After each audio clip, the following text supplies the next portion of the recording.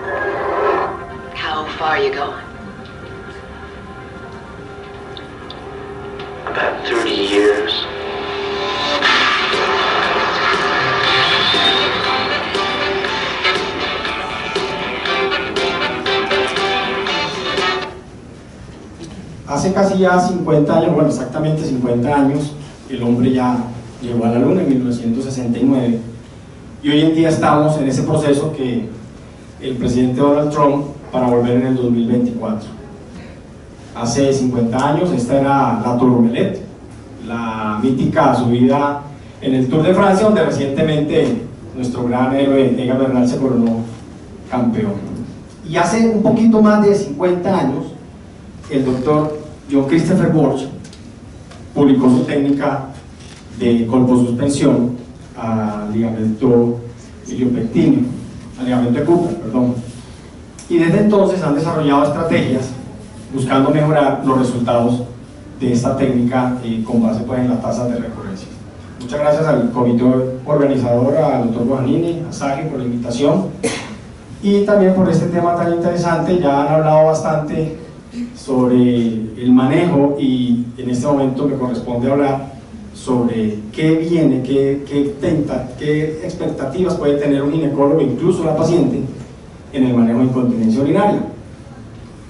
A veces cuando tenemos una paciente, y esto es lo que ella nos refiere, esa sensación de incomodidad, esa sensación de como decía el doctor Bojanini, a veces no consultan, a veces comentan en el grupo y creen que es normal, pero viven un sinfín de incomodidades. ¿Y la idea cuál es? La idea es que le ofrezcamos un tratamiento a la paciente donde ella pueda sentirse tranquila, libre, que puede incluso hasta tomar tinto, que es una de las cosas que primero le quitamos a la paciente, pero que pueda desarrollar una vida donde ella considere que eso es suficiente, esa es la calidad de vida que ella quiere, y donde debemos de tener en cuenta esa expectativa que la paciente nos manifiesta en consulta.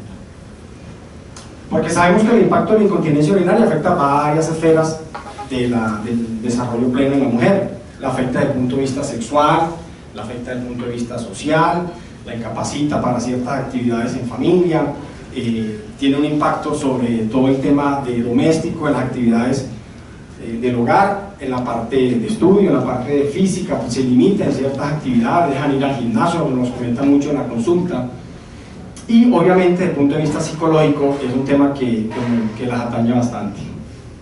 Pero igualmente, así como la incontinencia tiene un impacto sobre la vida de ella, la cirugía también tiene impactos sobre la calidad de vida de nuestras pacientes. De allí pues las alternativas, porque impacta, sabemos que la incontinencia urinaria cuando la tratamos con uno de los SLIM, más comúnmente ocurre con el TBT retropúbico, ocurre disfunción miccional, también está asociado a la dispareunia del TOT, el tema de urgencia con el primero, todo el tema de exposición de malla. Hoy en día es poco probable que una malla de sling se exponga por el entrenamiento que hemos venido teniendo, pero aún todavía encontramos pacientes con exposición de malla y que generalmente tienen que ser sometidas a una cirugía adicional, lo que obviamente también va a afectar, pues a impactar en la vida de la paciente. Y obviamente el tema de los costos, sin mencionar pues el tema de todo el sistema de salud que vuelve difícil consultar a la paciente. Y obviamente no puede faltar el impacto que tienen todos los medios y, como mencionaban hace un momento, la parte legal.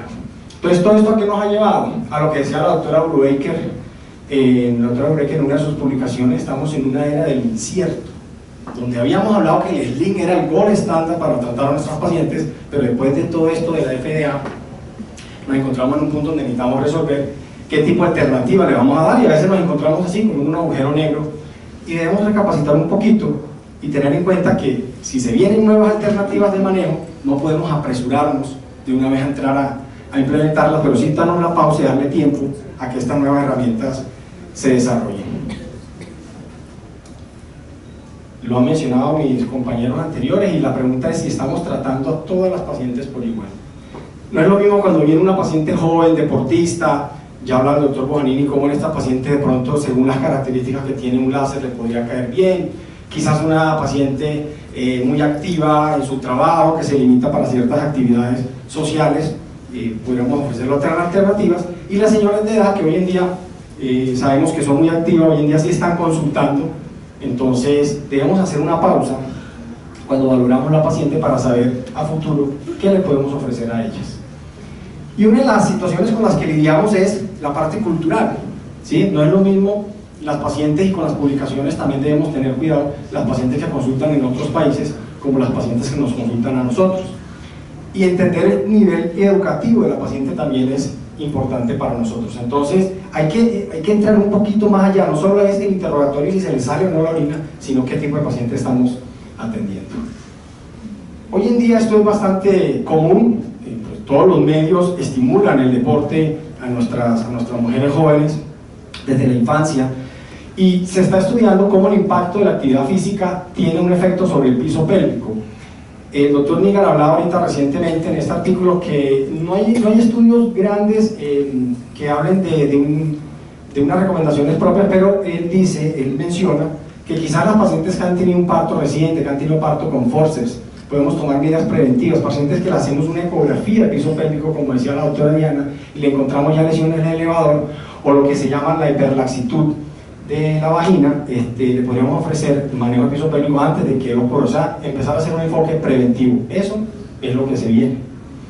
Y lo otro que estamos atentos es a evaluar la calidad de vida de las pacientes. Yo recientemente, hace un tiempo para acá, vengo trotando, y hace 2 meses estaba en Río Negro, y ya se ha terminado la media maratón, salí en el carro, no podía salir porque me había faltado unas personas que pasaran, y esta era la última paciente de la media maratón.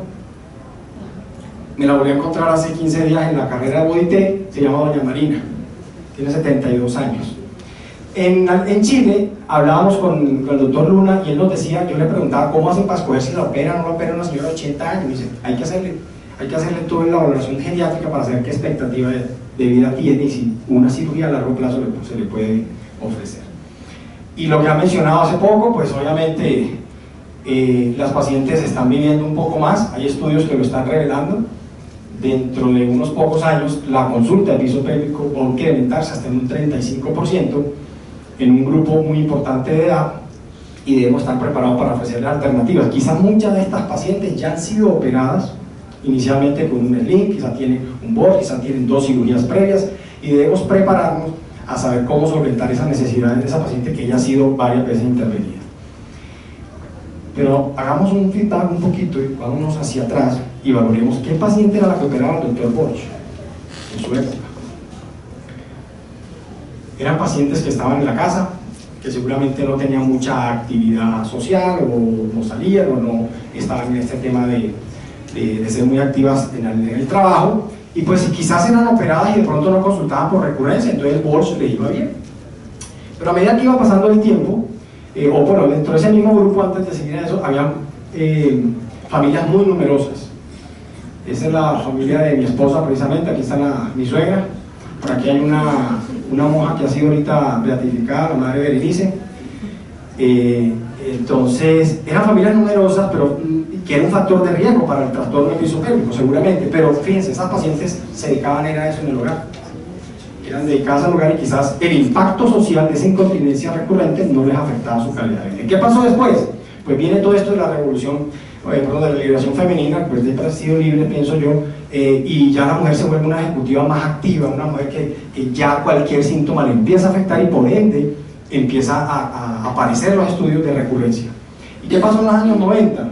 Pues en los años 90 aparece este grupo de personajes, el doctor Umsten, el doctor Peter Petros, con su famosa teoría de Peter Petros, y se vuelve un boom, se vuelve un éxito el uso de la cinta basado en el tema de como lo explicaba el doctor Trujillo ahorita, el tema de toda su teoría integral.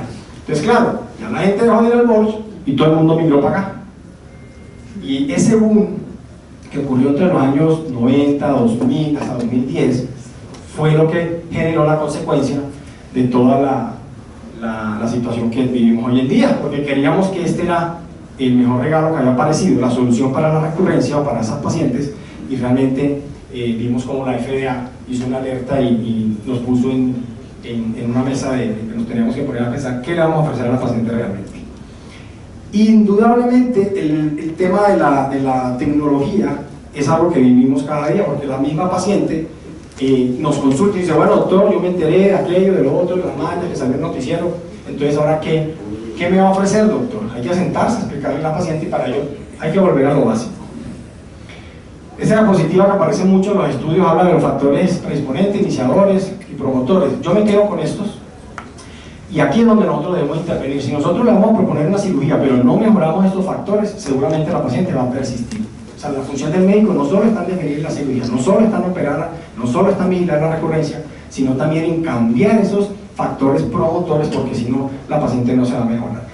Tenemos que desarrollar habilidades de escucha, de saber preguntar. Yo sé que son 20 minutos de consulta.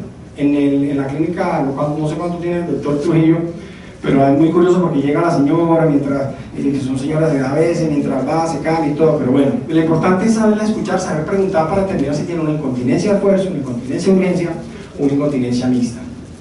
Y con base en eso, luego el examen físico nos va a dar muchas luces sobre realmente si el síntoma de incontinencia per se es por realmente una deficiencia quintérica o por un trastorno de un prolapso, y ahí sí vamos a tomar la decisión de los exámenes. Hablando muy temprano el doctor Juan sobre la utilidad de la hemodinamia cuando no operar a una paciente cuando quizás sospechamos que tiene un difusor hiperactivo. Entonces, una de las claves al futuro definitivamente va a ser enfoque bien la paciente, tómese su tiempo, e incluso en la primera consulta no hay que decidir la cirugía. Entonces, ¿con qué alternativa nos quedamos? Si ya sabemos que hay una situación generada con el tema de las manchas. Pues bueno, yo con este tema ya hablaron muy bien mis otros compañeros. La evidencia que les voy a mostrar es una evidencia un poco baja, porque eso es lo que hay, así que pues, les agradezco si se quedan antes de que se retiren.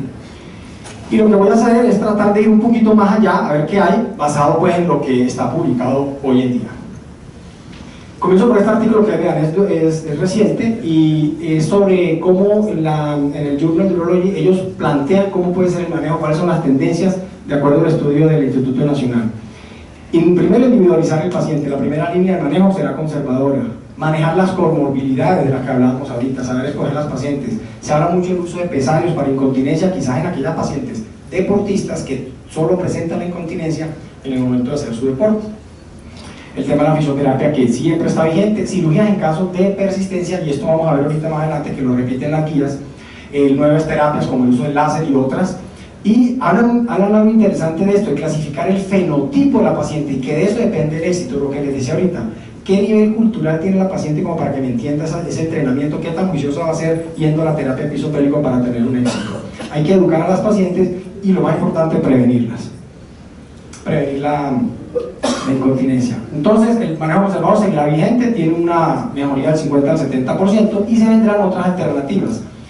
como la acupuntura, por ejemplo, que tiene una mejoría en los cuestionarios de calidad de vida hasta el 85%. Sucede lo mismo con el tema de la silla, como hablaba el doctor Bojanini, si era vigente, porque las pacientes van a empezar a buscar luego toda esa información, alternativas no quirúrgicas que le permitan seguir desarrollando su vida sin tener que incapacitarse. Y el tema pues de la fisioterapia, que indudablemente pues, en los estudios todavía sigue teniendo vigencia. Miren lo curioso, hoy en día con las aplicaciones móviles también se le puede ayudar a la paciente a entrenarse, a aprender a orinar, a educarla. Pues obviamente por eso les decía, el fenotipo es muy importante cuando se educa a la paciente. Estamos en la cuarta revolución, ya hay que empezar a aplicar estas herramientas, y también la tasa de mejoría subjetiva es importante. Cuando se le dice a la paciente, cuando la usa, se le enseña cada cuánto tiene que orinar, que se ha hecho los ejercicios, en fin, hay una mejoría bastante importante. Pero entonces aquí dirán, bueno, pero esa mejoría como del 50%, el 60%, pero y el INE es del 82%, como los 90%, ¿cómo me vas a comparar tú? Pues que mejoran si tengo una herramienta que es mucho más. Entonces la pregunta es, ¿de quién está valorando el resultado? ¿El médico está valorando el resultado? ¿La está valorando otro compañero que la ve después de que él la opera y ella persiste? ¿Dónde está la voz de la paciente? ¿Cuál es la expectativa que ella tenía en ese tratamiento? Yo creo que ahí también debemos centrarnos en a futuro, es tenerla en cuenta. Si hoy en la mañana te atender a la paciente y ella está feliz, la iban a mandar a cirugía, y con la terapia va bien, y eso para ella está bien. Entonces la pregunta que nos hacemos después es ¿cuántas pacientes estamos operando realmente? Entonces aquí ya entramos en el tema que habíamos hablado temprano, el tema de lo que están publicando ahorita las sociedades. Luego de que vino todo esto de las mallas, las sociedades están haciendo unos reanálisis de sus statements. Ahorita, el de 2008, el de diciembre del 2018, fue reafirmado de la Sociedad de Uroginecología Americana, más el Colegio Americano de Ginecología, y ellos dicen que la cirugía está indicada solo cuando fracasan los tratamientos médicos, y que cuando se va a operar hay que decirle a la señora todas las complicaciones que puede tener. En NICE, sabemos que en el Reino Unido la malla fue proscrita, ellos todavía siguen, esta es una publicación de ahorita de abril, sigue en vigilancia, restricción, y ellos incluso le mandan una carta a los médicos donde dicen que sigue bajo vigilancia y todavía está pendiente de revisión. Ahorita en junio, en junio de este año hacen una guía, pero miren que dentro de los primeros manejos no está el SLIM, está el Borch y los PUBs, o sea, lo resucitaron en el Reino Unido. Y sí, que si considera el uso de malla, lo mismo, explíquele bien a la paciente, que tiene que estar entrenada a qué la va a poner, y en fin. Incluso tiene hasta un cuestionario como de 20 preguntas que la paciente debe hacer, y se debe hacer a la paciente también. Entonces, fíjense cómo el entrenamiento cobra relevancia y va a seguir siendo importante, y por eso la importancia de estos temas, que entre más experiencia tengamos, menos complicaciones vamos a tener. Ahorita en el 2019 el doctor Peter Dwyer publicó este tema sobre dónde estamos nosotros. Yo creo que todo lo que hemos aprendido lo debemos llevar a la práctica, emparejar lo que sabemos con la estadística y con nuestra experiencia. Y los statements que se están publicando, de la UC, de la SUFU, y lo mismo que de la ICSI, reciente, miren, del junio del 2019 y de febrero del 2019, y ellos ¿qué dicen? Estas dos herramientas están volviendo a tomar su lugar. O sea, no son la primera línea, tal vez de pronto ya de entrada no lo notan, pero hay que volverlas a considerar. Muchos de los residentes hoy en día no se entrenaron ni en Puberlin ni en BOR, entonces eso es un tema para considerar, hay que entrenarlo. Y miren, ellos lo dicen acá, el Puberlin se puede utilizar como primera línea, recomendación 1, y lo mismo acá, la colposuspensión de Borch, bien sea laparoscópica o abierta, se puede utilizar como primera línea. Y el de la SUFU también lo dice que primero lo manejo conservador con todas estas herramientas, y luego sí, deja el SLIM de primero, pero todavía conserva las otras técnicas, y aparecen los agentes bulky, que seguramente dará para otra conferencia.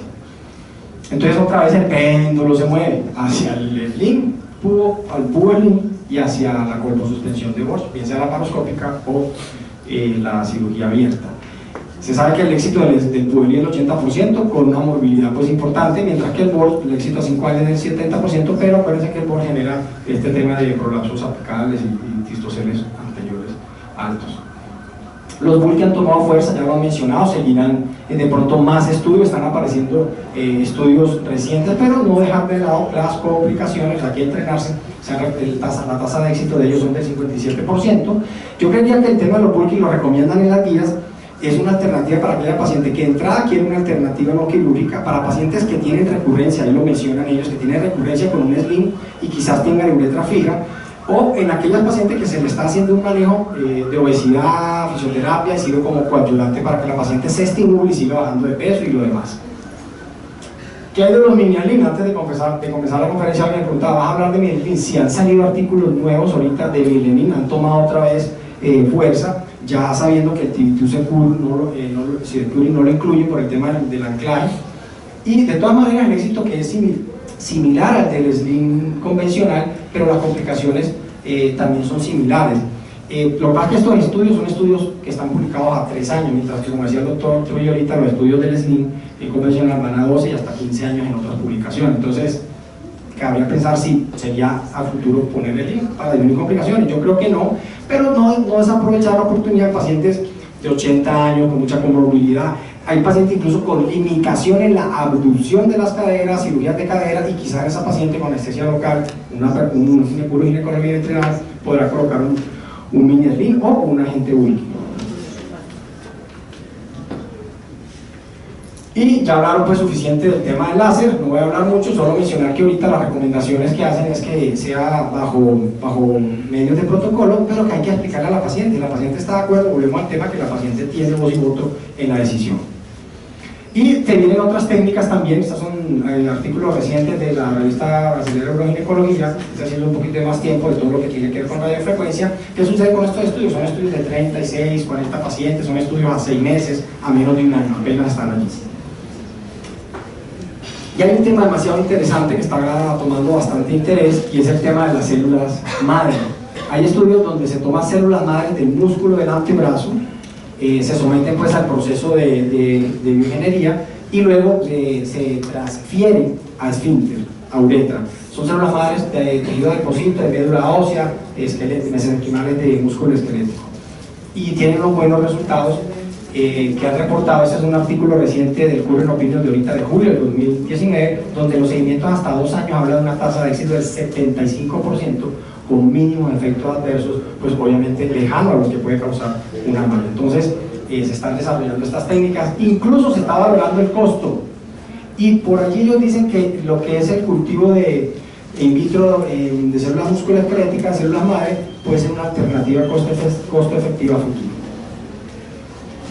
El tema preventivo es importante. Hemos hablado cómo el parto genera ese trastorno del esfínter, de los ligamentos uretrales, y quizás al momento del parto algunos se han atrevido a decir que quizás el transferir células madre de músculo al esfínter en ese momento puede prevenir la lesión, porque hay una serie de temas incluso se transfieren también sustancias quimioquinas, le llaman ellos secretomas, que son compuestos acelulares. Es una manera de prevenir. Y obviamente especulando un poco de qué se puede venir a futuro, y pues digo, como estamos, y sobre todo Medellín, que estamos en la ciudad más innovadora del mundo, sería la 4ª revolución, yo creo que este es el futuro del tratamiento de la incontinencia urinaria, no muy lejano. Pues no es que nos pongamos a vender maíz, caña de azúcar y remolacha, pero sí sus derivados, como es el ácido poliláctico, que se encuentra en la destilación del azúcar, del almidón de estos alimentos. A través de un mecanismo que se llama, una herramienta que se llama electrospin, se empiezan a cerrar hebras, hilos de ese material que es biocompatible, biodegradable, y se piensa que puede ser útil. Los artículos pues lo han publicado sobre la técnica de electrospin y generar hilos para células de bioblastos, hacer una tramada como una malla, lo mismo de los SLIM, pero con esta técnica que es biodegradable. Entonces, todavía no hay estudios, solo los estudios están hechos en raticas, pero acuérdense que los estudios en raticas con mallas después no se reproducieron en vagina. Entonces, eso es importante tenerlo en cuenta, que se viene. Y no dejar de mencionar todo el tema de inteligencia artificial y machine learning, que son todas estas tecnologías que con los datos de las pacientes, el sistema computarizado, de acuerdo pues a lo que le coloquemos, como cuando hacemos el tamizaje, le ponemos lo de la ecografía, le ponemos cuánto mide los ángulos, le ponemos la edad a la paciente, el peso, todo, y quizás estos algoritmos en el futuro nos van a decir esta paciente sea candidata o no para determinado procedimiento. Ya para llevar a casa, yo creo que en el futuro hay que enfocar, y desde siempre, pero no va a pasar de moda, que enfoquemos el tratamiento, que dejemos de centrar un poquito nuestra predilección y enfocarnos un poco más en el paciente, acomodarnos a las expectativas del paciente, a la técnica que el paciente necesite. Y finalizo con esto. Hoy en día está hablando mucho del consentimiento informado, hay que dedicarle tiempo. Nosotros los médicos tenemos la información, la experiencia y las opciones. La paciente tiene expectativas, miedos, temores, inquietudes. Nosotros tenemos que ir en ese diálogo para poder tener un plan compartido de manera como se lo decía en una de las diapositivas. Hay mucho, ahorita decían afuera en el descanso, es que hay mucho que ofrecerle, todo el mundo dice una cosa, todo sirve, ahora nada sirve, ahora el PET, otra vez se devuelve para el bol, bueno, en fin. Pero a la paciente tú le puedes explicar lo que sea y a ella le da lo mismo, que si el bol, que si la liposucción, que si el Pubelin, que si el láser, para ella teóricamente puede ser lo mismo. Y se han creado herramientas. Este es un artículo de marzo del 2009, herramientas que se llaman ayudas a pacientes, donde le pregunta a esta señora, ¿usted esa decisión está completamente seguro? ¿La información la entendió? ¿Entendió el riesgo-beneficio? ¿Usted está empoderada suficientemente para tomar esa decisión? Y son herramientas que podemos aplicar a las pacientes teniendo tantas alternativas para el manejo de piso pélvico. Por último, obviamente, el manejo conservador es inicial cuando se escoge cirugías porque no sirve, porque falló el manejo conservador. Y yo creo que es hora de definir el éxito no solo por si la paciente tiene o no tiene goteo, sino por lo que la paciente considera que es éxito para ella. Y al momento de escoger un procedimiento, bien sea no quirúrgico o quirúrgico, tener en cuenta los factores de riesgo. Yo les dejo esta pregunta: ¿será el inicio del fin de la era de las mallas? O por lo menos como las conocemos hoy en día, con todo este tema de la demanda, la intervención, la FDA y todos los medios. No lo sé, yo creo que las tecnologías que se están utilizando, el láser, la frecuencia y todo, las células madres es prometedor, hay que darle tiempo y ser cautos al momento de intervenir a la paciente, educarla, explicarle de lo que vamos a hacer. Muchas gracias.